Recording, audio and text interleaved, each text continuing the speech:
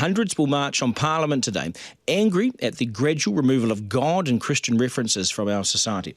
It comes after Speaker Trevor Mallard removed the words Jesus Christ from the parliamentary prayer at the start of the year. He just went and did it, no consultation, just said, gone. So the planners of today's rally fear it won't be long until God Defend New Zealand gets the boot as well. Jesus for New Zealand spokesperson, Pastor Ross Smith, joins us now. G'day, Ross. Good morning to you. Good morning, Duncan. Thanks for the invitation. Yeah, so hey, what do you want to say today? What is it you're going to say on Parliament today? What sort of numbers do you expect? What sort of force do you expect in Wellington today? Yeah, well, I know you mentioned hundreds, but we're actually expecting thousands today. We will have a huge representation there, and we will be asking the Speaker, listen, we want the name of Jesus Christ returned to the prayer.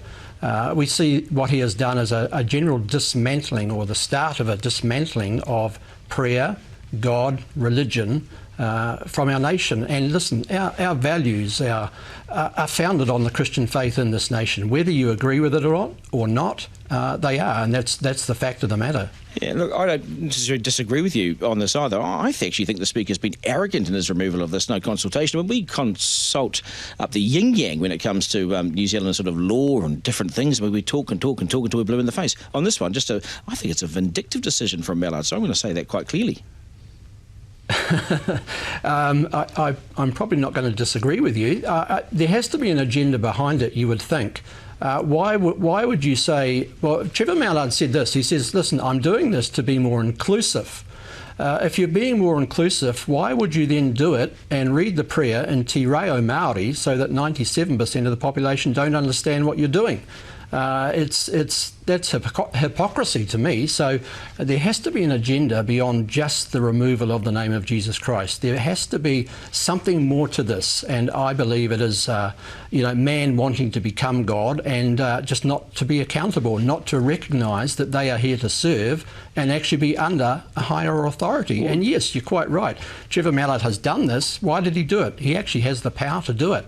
But yes, lack of consultation, lack of transparency, and many New Zealanders, not just the Christians, do not like that, do not agree with what he has done at all. Yeah, he's played God himself, hasn't he? And I wonder, have you asked him for a meeting? Why don't you guys get around the table and say, OK, Trevor, let's meet. I mean, he knows how to meet people. He's been an elected MP. So you sit down with the Speaker and you say, OK, let's debate this and let's talk about this, because it's not his prayer to ditch. It's not his Jesus Christ words to ditch. I mean, this is part of the institution of Parliament. It dates back a very long time. It's not his to ditch. So why don't you ask for a meeting to move forward and to see if you can have some kind of resolution?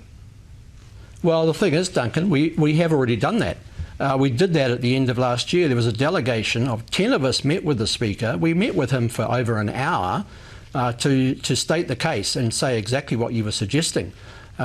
He said he would consider it, but apparently his consideration offered no return of the name of Jesus Christ. So that is why we think, OK, perhaps numbers will speak. So let's see what happens today.